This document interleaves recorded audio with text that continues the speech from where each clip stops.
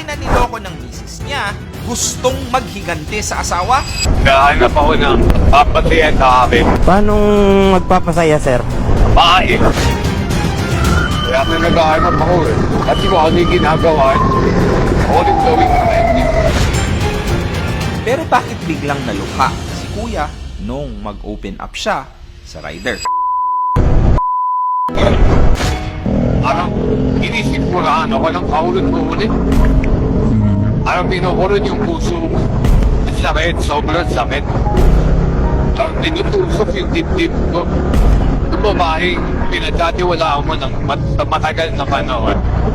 Ikirain lang yan ang pagpunta. Analangin ko sir, hindi mo maranhan. Alam mo bakit? Yes, sir. Sobrang sakit. Sobrang sakit.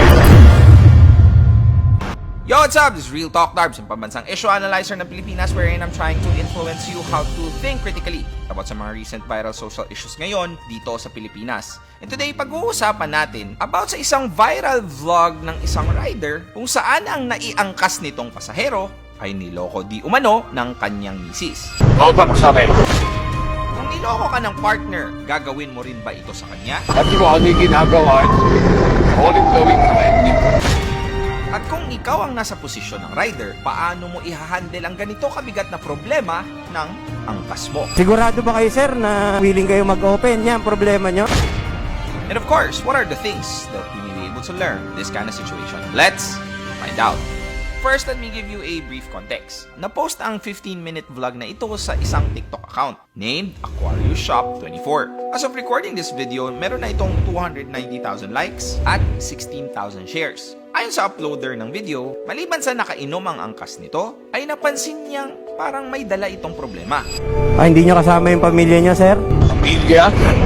Wala, busy.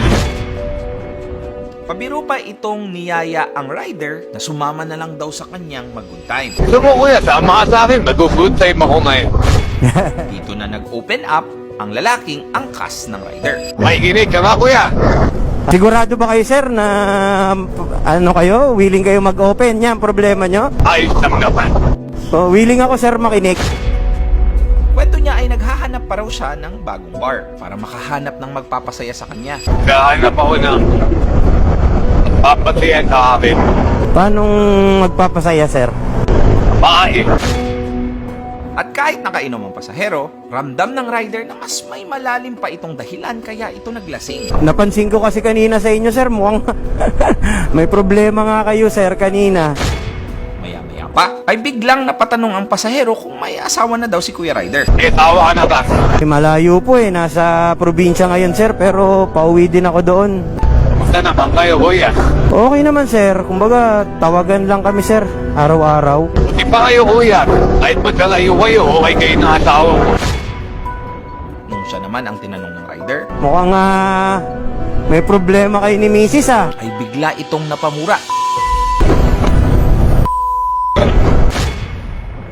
So sir, naloko ka na ba ng asawa mo? Ay, naku, sir, hindi pa po. Analangin ko sir, hindi mo maranhan. Alam mo bakit? Yes, sir. Sobrang sakit. Sobrang sakit. Gusto man ng rider na mapagaan ang pakiramdam ng angkas niya, nireveal nito na gusto niyang gantihan ang misis daw niya. Kaya na naghahanap ako eh. Kasi kung ano yung ginagawa, ako rin gawin sa akin. Nahuli daw niya itong may kachat na iba ang misis niya. Ako na sabi niya, katrabaho lang siya. Ako naman kita nga, naniniwala ako. Ang masaklap pa, Nakalansin yung account ng Facebook na ng messenger na saan ako. Nakita ako. nung mabasa nito ang chat ng kabit ng misis niya, ito na bumagsak ang mundo ni Mister. Habang binabasa ko yung chat nila nung kapit niya, parang inisip ko na ano, walang kaulot-ulit. Parang pinukulot yung puso mo. Ang sakit, sobrang sakit. Parang tinutusok yung dibdib ko. Yung babaeng pinagdatiwalaan mo ng matagal na panahon. Ikirain lang yan ang pagpunta. Kalaunan ay nakarating na rin sila sa sinasabing bar na gustong puntahan ng pasahero. Bukas tayo open kayo. Dahil na oras. Rinig sa video na desperado na ang mister na makahanap ng kwarto. Araw lang yung pinag-offer. Pero sa sandaling ito, bigla siyang kumambyo at nagsabing, Alit mo na lang ako sa bahay. Hindi ko kaya ko yan. Bakit, sir? Hindi ko kaya yung ginagawa ng asawa ko. Kaya akong gagawa ako ng kalokohan eh. Di paano wala din akong kinatiman kain yan, di ba? Totoo, sir. Okay na lang ako. Hihintay na ako ng anak ko. ang mga nakapanood ng video ay naantig sa desisyon ni Mr. Ganito din yung solusyon ko noon.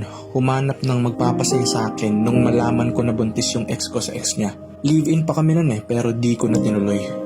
Iba talaga kapag lalaki na yung nagsabi ng sakit. So, what are the 3 things that we may be able to learn from this kind of situation? Number 1, sometimes people don't need an advice. They just need someone to listen to them. Kino-comment ko si Kuya Ryder kasi ang taas ng kanyang emotional intelligence. So, willing ako, sir, makinig. And most of the time, hindi natin napapractice ang open communication sa loob ng bahay. Kaya, nahahanap natin ang comfort sa ibang tao. All you need to do is to be with. Samahan mo lang. Kahit wala kang maibigay na payo, but your presence means a lot to them. Number 2, honor your emotions and be vulnerable. What I admire in this situation is naging totoo lang siya sa kanyang sarili. Huwag mo lang sabi. Huwag mo sabi. At kung naiisip nyo na kabawasan sa pagiging lalaki ang pag-iyak, what we saw is a beautiful example of openness and trust between 2 honorable men who wants to be a responsible husband and a father. May ginig ka ba, kuya? So, willing ako, sir, makinig. Alit mo na lang ako sa bahay. Kaya akong gagawa ako ng kalokohan eh. Di paano wala din akong kinatiman kain yan, di ba? Okay na lang ako. Hihintay na ako ng anak ko. And because of that meaningful connection, it becomes more genuine and honest. Number 3, even the strongest person has to be checked mentally. Hindi porket masaya or palaging high energy ang kasama mo, hindi ibig sabihin na hindi na rin sila nasasaktan. At dahil ayaw nilang may makakita nun. And they choose to fight their battles on their own. So, kung meron ka mang chance to visit them or send a message with full intention of asking, please do it. Just be patient until they feel that you show up because you simply care and ready to hear them out. Real talk. Nasaktan si kuya. Naloko siya.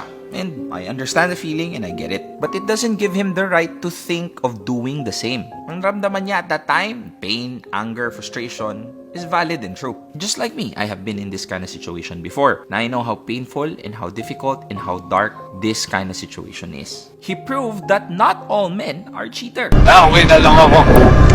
Hihintay na ako ng anak ko. What I've learned in this situation, in every battle that we may face, it takes a bold decision to make, to be a victim or a victor. We may encounter countless pain and suffering in this world, but remember, it is always how you respond to it. Not by chance, but by choice. For it's too late, take a step away.